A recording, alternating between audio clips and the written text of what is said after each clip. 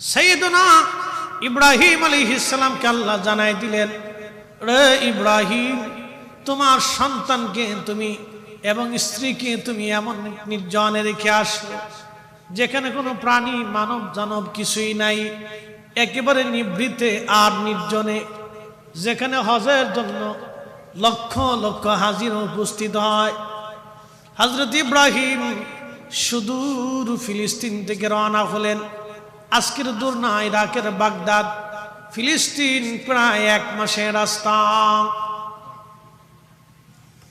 সেই দিনে পায়ে হেঁটে খোদারি খলিল ইব্রাহিম আলাইহিস সালাম একটা উটের পিঠের উপর সওয়ার হয়ে নিজের স্ত্রী আমাদের মা জননী আম্মা জান হাজেরা এবং তিনার তদীয় পুত্র ইসমাইল আলাইহিস সালামকে কোলে করে সুদূর রাস্তা অতিক্রম করে খোদারি খলিল ইব্রাহিম আলাইহিস সালাতু ওয়াস সালাম তিনি সুদূর মক্কায় চলে আসলেন, যেখানে জমজম কূপ, বর্তমানে এই জমজম কূপ এখন দেখা যায় না। জমজমের কূপের উপর দিয়ে হাজিরা তাওয়াফ করে যে হাতিমে কাবা সাদা অংশ আপনারা দেখবেন, এর কোথাও একটা জায়গায় জমজম কূপ আছে। এখানে এখন হাজিরা এর উপর দিয়ে তাওয়াফ হয়, নিচ দিয়ে আপনার একবারে পাইপ লাইন করে দিয়েছে। কোটি কোটি মন পানি জমজমের কূপ থেকে উঠানো হয়। দুনিয়ার সব পানির লেয়ার নিচে চলে গেলেও জমজমের পানি কোনোদিন কুয়া থেকে ফুরায় যায় নাই। একবার জোরে বলা যাবে কি আল্লাহু আকবার।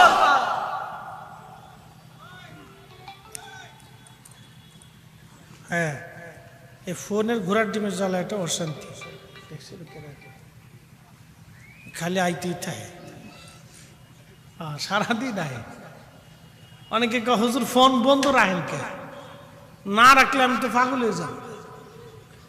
আমি মানুষই একা, সারা দেশের ফ্যান হলো কোটি কোটি, লাখে লাখে। ওই রাস্তা দিয়ে আসার সময় আগুন ধরছে, পেট্রোল পাম্পে দাঁড়াইছি, ফরিদি হুজুর না দৌড়াইছে। বুঝতে পারছেন? সইছি নেই। একদিন ভাঙ্গা থেকে গ্যাস নিবার ঢুকছি, তো চিন্তা করলাম অজু টুজু করে দেয়, পেশাব করে বেড়ে অজু টুজু করে সামনে কেবল দাঁড়াইছি, এক বেটা বাথরুমতে বেরিয়ে এসে আমার জড়াই ধরছে। কনসেন কেমন লাগে? বাথরুম কইরে ধোয়া মোছা অজু টুজু কিছু নেই, এমনি ছাড়তে ধরে হুজুর ফরিদে হুজুর নাম নেই। হাই হাই, বেটা ছাড়েও না, আমি দম ছাড়তারি। পাহাড়ের মতো একটা বেটা এমনি জড়াই দিচ্ছে, আগে মুইতে এসে এমনি ধরছি। কি যে জ্বালাত পড়ছি ওই সময়, ভক্ত ছাড়াও যায় না, ধমকও দেওয়া যায় না। তাহলে কবে যে হুজুর আপনার ধমক দিছি। তো পরে শেষে আচ্ছা বলবো, সবারটা রেখে দেন, আমি সবার নিয়ে একবারে দোয়া চাই দেবো ইনশাল্লাহ।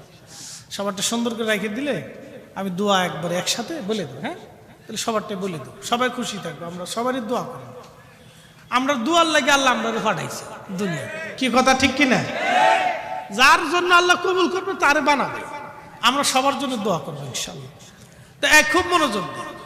তো এইরকম হয়, তো এই জন্য একা মানুষ তো এত ফোন ধরে সারা যায় না, সম্ভব হয় না। এই জন্য অনেক সময় বিশ্রামের জন্য মাঝে মধ্যে ইচ্ছা করে বন্ধ রাখি। আর কি করব? জি আসেন।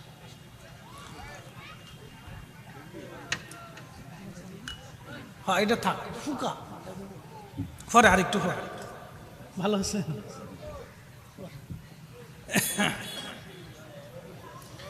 একসাথে বলি তো আল্লাহু আকবার। ঠিক আছে,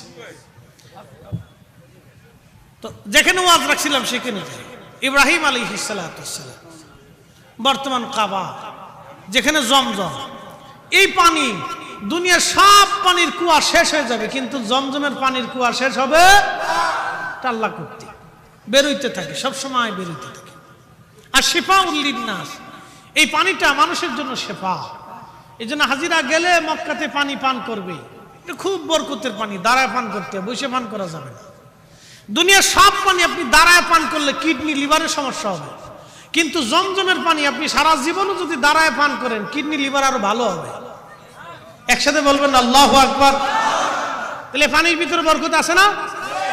ইব্রাহিম আলাইহিস সালাম সেই কুয়ার পাশে একটা গাছ ছিল, সেই দিন সেই গাছের পাশে আল্লাহর খলিল ইব্রাহিম আলাইহিস সালাতু ওয়াস সালাম বিবি হাজরাকে বসাইলেন, কিছু টুফলার ভিতর থেকে খেজুর দিলেন আর এক মশক পানি দিলেন, দিয়া সন্তান আর স্ত্রীকে বিদায় নিয়ে রওনা করলেন। যখনই হাঁটা শুরু করলেন, আমাদের আম্মা জান হাজরা আলাইহিস সালাম পিছন দিক থেকে জুব্বা টেনে ধরলেন। জুব্বা ধরে ধরে পিছু পিছু হাঁটে আর ডেকে বলেন, আল্লাহর খলিল, এই নির্জনে একটা গাছের নিচে আপনি আমারে এবং আপনার কোলের শিশু বাচ্চাটাকে রেখে চলে যাচ্ছেন, আপনার নিজের ইচ্ছায় না মালিকের ইচ্ছায়? আল্লাহর খলিল ডাক দেয়া বলেন, বিবি রে, তুমি কি মনে করো 80 বছর পরে আল্লাহ একটা সন্তান দিয়েছে, আমি আমার ইচ্ছায় এই সন্তান আর স্ত্রীকে এখানে রেখে যাচ্ছি না? আমার মালিকের হুকুম এই গাছের নিচে নির্জনে নিভৃতে তোমাদেরকে এখানে রেখে গেলাম। আল্লাহর খলিল এই কথা বলার পরে আমাদের মা জননী আম্মা জান সারা ডাক দিয়ে বলে, স্বামী আমার, যে মালিক এই নির্জনে নিভৃতে গাছের নিচে আমাদেরকে রেখে যাওয়ার হুকুম দিয়ে দিলেন, সেই মালিক, সে আল্লাহ আমাদের জন্য রিজিকের ফয়সালা করে দিবেন। হাসবুনাল্লাহু নি'মাল ওয়াকিল নি'মাল মাওলা ওয়া নি'মান নাসির। আল্লাহ আমাদের জন্য, যে আল্লাহর জন্য উপরে ভরসা করে আমার আল্লাহ তার জন্য যথেষ্ট হয়ে যায়। একবার জোরে বলা যাবে কি মারহাবা? বলেন, রিজিকের মালিক কে? কুত্তারে খাবার দেয় কে? এই আমার দিকে দেখেন, বর্তমান পৃথিবীতে মানুষ আছে 800 কোটি। কথা কওয়া যাবে না, আমার কথা শুনো, যে উয়ার শুনে যাও, জীবনে কাজে লাগবে না, এগুলো শোনার দরকার আছে। কিছু শিক্ষণীয় কথা। পৃথিবীতে মানুষ আছে কত? 800 কোটি। এই বুঝেন, আমার দিকে তাকান। এ ছেলেপেলেরা, তোমরা যারা পরে খিচুড়ি খাওয়ার জন্য আইছো তারা আসো। আসেন এরকম এক গ্রুপ, লাস্টে তাবারক দিলে সব চলে আসবে, গুড়গুড় গুড়গুড় করে। হ্যাঁ, এর নাম দিয়েছে খিচুড়ি পার্টি। এটি লাস্টে আইব, খাওয়ানোর দাম দেওয়া আছে, খালি চারপাশ দিয়ে তাওয়াফ করতেছে কোন সময় দিবি আর ওরা কোন সময় আসবে। খুব কষ্টে আছে ওরা। ওরা আমার অভিশাপ দিতেছে, হুজুর মরে নাই কে? হ্যাঁ, যে তাড়াতাড়ি শেষ করে দিলে আমরা টুপলাটা পাবো। ওরা খুব কষ্টে আছে। এই যুবকরা, গাছের গোড়ায় মানকে সিপাই যারা দাঁড়ায় মতো কি আসুস কে আসেন এরকম গাছের গোড়া পাইলে ওখানে যে সেন্টারে খুলিয়া শ্যালো মেশিন স্টার্ট করে দিচ্ছে, ওখানে মুতে দিচ্ছে। কুত্তায় মুতে কেমনে কন্ত? বইয়া না দাঁড়াইয়া? হ্যাঁ, গরুতে মুতে কেমনে? বইয়া না দাঁড়াইয়া? আর এই ছেলেপেলেরা ওরা দাঁড়ায় মুতে। তাহলে কুত্তা আর মানুষের ভিতরে তফাৎ রইল না। কি কথা কন না? পয়সা পয়সা পেশাব করতে হবে, এটা রবির তরিকা। কথা কন ঠিক কিনা? এই কথাগুলি বলতেছি নিজের বাঁচার জন্য। বৈশে পেশাব করলে কিডনি সমস্যা হয় না, লিভারের প্রবলেম হয় না, মানুষ সুস্থ থাকে, সবাই সুস্থ থাকে, সবাই সুস্থ থাকে। এই জন্য এগুলো আমাদের শোনা দরকার। পৃথিবীতে মানুষ আছে 800 কোটি। এই 800 কোটি মানুষের জন্য একটা সংঘ আছে, এই সংঘের নাম জাতিসংঘ। জাতিসংঘের নিরাপত্তা পরিষদ আছে, স্বাস্থ্য অধিদপ্তর আছে, খাদ্য অধিদপ্তর আছে। বাংলাদেশে একটা দেশ, তার একটা পার্লামেন্ট আছে, তার একটা সাংবিধানিক রুল আছে, এর স্বাস্থ্য অধিদপ্তর আছে, নিরাপত্তা অধিদপ্তর আছে, এরপরে প্রশাসন অধিদপ্তর আছে, এরপরে কৃষি অধিদপ্তর আছে, প্রাণী অধিদপ্তর আছে, এরপরে আবার শিশু আছে, মহিলা বিষয়ক আছে, সব বিষয়ের উপরে অধিদপ্তর আছে, মন্ত্রণালয় আছে। বন্ধু খুব মনোযোগ দেন। বর্তমান পৃথিবীতে মানুষ আছে 800 কোটি। 800 কোটি মানুষের জন্য এত খাবারের ব্যবস্থা, চিকিৎসার ব্যবস্থা, নিরাপত্তার ব্যবস্থা, পুলিশ আছে, সেনাবাহিনী আছে, সিআইডি আছে, ডিবি আছে, এত কিছু। কিন্তু এত কুত্তা বাংলাদেশে, লাখে লাখে কুত্তা আছে। কুত্তার কোনো পুলিশ নাই, কুত্তার আদালত নাই, কুত্তার জাতিসংঘ নাই, কুত্তার সেনাবাহিনী নাই, কুত্তার নিরাপত্তা নাই, কুত্তার হসপিটাল নাই, কুত্তার সিজান নাই, কুত্তার খাদ্য অধিদপ্তর নাই, কুত্তার কিছুই নাই। একবার জোরে বলেন তো, ওদেরকে খাবার দেয় কে? হ্যাঁ হ্যাঁ, জোরে বলেন, জোরে জোরে। আমাদেরকে দেয় কে? যারা সুদ খায় ওরা আসলে মুসলমানই না, কারণ আল্লাহর উপরে 100% বিশ্বাস নাই। সেদিন আমার ঢাকা আমারে এক অটোওয়ালা মসজিদ থেকে বাসায় নিয়ে গেল। মসজিদ বাসায় নিয়ে নামানোর বরকা, হুজুর একটা বিপদ আছে, দোয়া করেন। আমি বললাম কি বিপদ বলেন?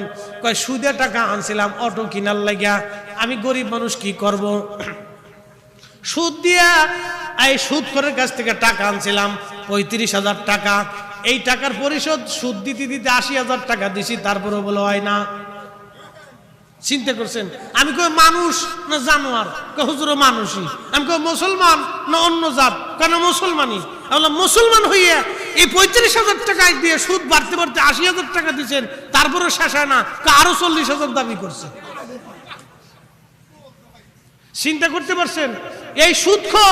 এই সুদখোররা যতদিন এদেশে আছে ততদিন গরিব মানুষের কোনো উন্নয়ন নাই।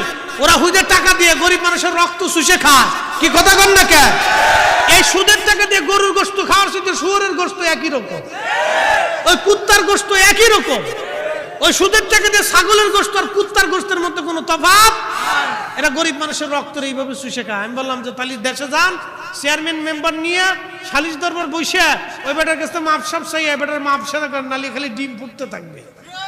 এ খালি ডিম ফুটতে থাকবে, ও খালি বছর পর বছর কবে যে সুদ দাও সুদ দাও। 35,000 টাকা আনছে অটো কিনার লাগিয়া, সেই টাকা সুদ দিতে দিতে 80,000 দিছে, 80,000 আরো 40,000 দাবি করে। কত বড় সুদ করে সুদ কর, ওর মন আর একটু চিনতে নাই। ও মানুষের কাতারেই পড়ে না। কি কথা কর না কেন? ও মানুষের কাতারে। এটা এক ধরনের জুলুম, এক ধরনের কি এটা জুলুম, জুলুম, জুলুম, অন্যায়, অপরাধ। এটা অনেক বড় জুলুম। প্রশাসনের উচিত এগুলো ধরে ধরে নিয়ে একবারে 3 রাস্তার মোড়ে কাপড় উঁচু করে সিটকিনের কষাতে কায়দা মতো শঠাং শঠাং করে মেরে দেওয়া। ফাজলিমের একটা সীমা থাকা উচিত। গরিব মানুষের রক্ত নিয়ে ফাজলিমি নাকি? প্রিয় মুসলমান আমার, এগুলো আমাদের বুঝে দেওয়া দরকার। এই যে 800 কোটি মানুষের জন্য আল্লাহ এত খাবারের ব্যবস্থা করলেন, এত পানি দিলেন, আকাশ থেকে বৃষ্টি দিলেন। কি চমৎকার বৃষ্টি 2 দিন নামলো। আহারে বৃষ্টি দিয়ে সারা দেশ আল্লাহ ঠান্ডা বানাই দিলেন। প্রচন্ড গরমে হাঁপাই গিয়েছিলাম, আল্লাহ ঠান্ডা বৃষ্টি দিয়ে আবার জমিন সিক্ত করে দিলেন। যে রব্বে কারিম এই জমিন সিক্ত করে দিলেন, সে আল্লাহ সুদকে হারাম করে দিয়েছেন, ঘুষকে হারাম করে দিয়েছেন, অন্যের জমিন অন্যায়ভাবে নেওয়াকে আল্লাহ হারাম করে দিয়েছেন। অন্যের জমিন, অন্যের কোনো কিছু আমাদের জন্য হালাল না। বুঝতে হবে এগুলো আজ আমাদের জানতে হবে। বাবাজি, দুনিয়ার থেকে আমরা একদিন সবাই কবরে চলে যাব। সেদিন আমাদের ৮টুসি সদরপুরে দরবারের পাশে এক জমিদার বাড়ি ঢুকছে, যায় দেখি বেটারা বাথরুম করে দিচ্ছে। আহা, অথচ ওই জমিদারের বাড়ির সামনে দিয়ে জুতা পাই দিয়ে যাইতে দেয় নাই। কত জুলুম করছে। আহা, কি জুলুমের কোনো শেষ নাই। সাথী নিয়ে যাইতে দিত না। খাজনা না দিলে বউ মেয়ে ধরে নিয়ে এসে তাদের ইজ্জত লুণ্ঠন করছে। বুঝতে পারছেন? জুলুমের শেষ ছিল না। তাদের আত্মচিৎকারে সালিশ দরবার করার কেউ ছিল না, মামলা মুকদ্দমা দেওয়ার জায়গা ছিল না। আজকে ওই জমিদার বাড়িতে কুত্তা পেশাব করে, কুত্তা, এই কথা কন না, সামসিকে বসবাস করে, কুত্তায় পেশাব করে, সামসিকে বসবাস করে। পৃথিবী থেকে যারা জুলুম করে, অন্যায় করে, তারা অস্তিত্বহীন। এগুলি শিক্ষা।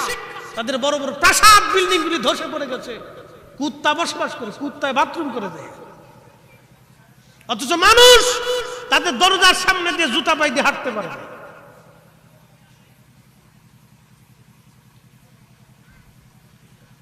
রংপুরবাসী, এই জন্য আপনারা কখনো জুলুম করবেন না, অন্যায় করবেন না। আল্লাহ কোরআন বলতেছে, ইন্নাল্লাহা ইয়া'মুরু বিল আদলি ওয়াল ইহসানি ওয়া ইতা'i যিল কুরবা। একবার জবান খুলে জোরে বলেন না মারহাবা। আল্লাহ বললেন, আমি তোমাদেরকে হুকুম প্রদান করলাম, দুনিয়াতে তোমরা ন্যায় করবা, কখনো অন্যায় করবা না, কখনো অন্যায় করবা না, কখনো অন্যায় করবা না, ন্যায় করবা। এরপরে আল্লাহ বললেন, আমার বান্দারা তোমরা শোনো, অন্যায় তো করবাই না, ন্যায় তো করবা না। হেসান, মানুষে তোমরা দয়া করবা, সৃষ্টিরে দয়া করবা, মানুষ হইয়া ভবেতে আসিয়া মানুষের করিলাম কি, মানুষ হইয়া ভবেতে আসিয়া মানুষের করিলাম কি। আমি নবী না মানিলাম কি যে ভুল করিলাম, ঠিক কিনা? আমি নবী না মানিলাম কি যে ভুল করিলাম, ভস্মে ঢালিলাম ঘি মানুষ হইয়া ভবেতে আসিয়া মানুষের করিলাম কি। সমুদ্রের ভিতরে বিরাট বড় বড় তিমি মাছ, প্রত্যেক দিনে একটা তিমি এক বেলা 110 মন খাবার খায়, 110 মন, 110 মন। আর আমাদের পেটে প্রত্যেক দিন একজন মানুষ কত কেজির ভাত খায় বলেন? আপনারা যারা কাজকর্ম করেন তারা একটু বেশি খাইতে পারেন, এটা ঠিক আছে, কারণ পরিশ্রম করলে ক্ষুধা লাগে, এটা অন্যায় না, এটা গুণ ভালো। আর যারা সুদ খায় ঘুষ খায়, ওই মানুষের জমি টমি মেরে খায়, ওরা খাইতে পারে না, ওরা খালি চাইয়ে দেয়। পরে হেতার ফুলা পানে বোতল সার মুড়ি দেয়, বোতল সারে চিনচিন মদ টদ খায়, গম আসে না, গম থাকে না, কেন তারা মানুষ হত্যা করে অন্যায় অপরাধ করে, আল্লাহ তাদের চোখ থেকে গম উঠাই নিয়ে যায়, তারা ঘুমাইতে পারে না। পরে ট্যাবলেট খায়, ওই মদ খায়, লাল পানি খায়, নীল পানি, কালা পানি, ধলা পানি, এই ফসা পানি, তা খাইয়ে শীতে বেড়ে দেয়। বউরে মা কয়, মা রে বউ কয়, কোনো তাল নাই, কথা কর না। ফুলা আবার একটা বোতল নিয়ে আসে, ফুলা বাপের বিয়ে ভালো আছে নাকি, মাই একটা চলে যায় ওই ইয়াতে, ওই কি কে নাচের ড্যান্স হাউস না কি কয়, ঘোরার ঠিক বার হাউসে চলে যায়। ফুলা একটা ধরে লিয়েছে, বাবাজি এটা কেডা? আমার গার্লফ্রেন্ড, বয়ফ্রেন্ড, আমি নাম দিছি কুত্তা ফ্রেন্ড। কথা খারাপ হয়েছে ভাই? শান্তি কথা কর না কেন? শান্তি শান্তি, শান্তি নাই রে পাগল, শান্তি নাই। অন্যায়ের ভিতরে কোনো শান্তি নাই, ন্যায়ের মধ্যে শান্তি। এই জন্য যদিও আল্লাহ আপনাদেরকে কম দিছে, সকলে বলেন আলহামদুলিল্লাহ। না না হয় না, আরো জোরে বলেন। ডাল ভাত খেয়ে বাইসে আছেন, আরো জোরে বলেন আলহামদুলিল্লাহ। কচু শাক খেয়ে বাইসে রয়েছেন, আরো জোরে বলেন আলহামদুলিল্লাহ। একবারে এই আলু সরসরি ভর্তা দিয়ে ডাল দিয়ে খেয়ে বাইসে রয়েছেন, আরো জোরে কোন আলহামদুলিল্লাহ। কিয়ামতের ময়দানে আল্লাহ জিজ্ঞেস করবে, ও আব্দুল করিম কি দিয়ে খাইছিল? আল্লাহ ডাল ভাত। কি খাবার খাইছিলে? ডাল ভাত। সকালে কি? খিচুড়ি। রাত্রিবেলা কি? কচু শাক। আল্লাহ বলবে, যাই সামান্য খাবার খাইছিলি, কোনো হিসাব নাই। বিসমিল্লাহ কইছিলি? আল্লাহ বিসমিল্লাহ কইছিলাম। তুমি আমার গরিব বানাইছিলাম, আমি দরিদ্র ছিলাম, আল্লাহ আমার কিছুই ছিল না, এগুলি কোন রকম খেয়ে পাচ্ছি। রুটি উপার্জন কি? আল্লাহ আমি সারাদিন পরিশ্রম করছিলাম, কাজ করলাম, অটো রিক্সা চালাইছিলাম, ভ্যান চালাইছিলাম, গাড়ি চালাইছিলাম, মানুষের কামলা দিয়েছিলাম, এগুলি কইরা চাকরি বাকরি কইরা ছোট একটা ব্যবসা করছিলাম, মানুষ ঠকাই নাই, মুদির দোকান দিয়েছিলাম, সরসরি বরসরি বেচছিলাম। আল্লাহ এইগুলি করিয়া কোন রকম সংসার চালায় জীবন চালায় আসছি। আল্লাহ আমি কোনো মানুষ ঠকাই নাই, হারাম খাই নাই, হালাল খাইছি। আল্লাহ ডাক দিবে, আব্দুল করিম যা, তোর জিন্দেগি হালাল, আমি আল্লাহ তোরে মাফ করিয়া আজকে তোরে জান্নাত দিয়ে দিলাম। আর হাজার হাজার কোটি টাকার মালিকের আল্লাহ ডাক দেয়া বলবে, টাকার হিসাব দিয়া যা। সে হিসাব দিতে দিতে দিতে দিতে কষ্টে কষ্টে কষ্টে কষ্টে আল্লাহ রসুল বলতেছেন, ধনী মানুষের 500 বছর আগে গরিব মানুষ জান্নাতে চলে যাবে। এই যে সুবহানাল্লাহ না করবেন, বুঝবো আপনি এই শয়তানের ভাই। জোরে বলেন সুবহানাল্লাহ। একসাথে একসাথে একসাথে বলি, আপনারা গরিব হয়ে আমরা আল্লাহ গরিব বানা, ভালো না খারাপ হইছে? ভালো হয়েছে, অত চিন্তার কোনো দরকার নাই।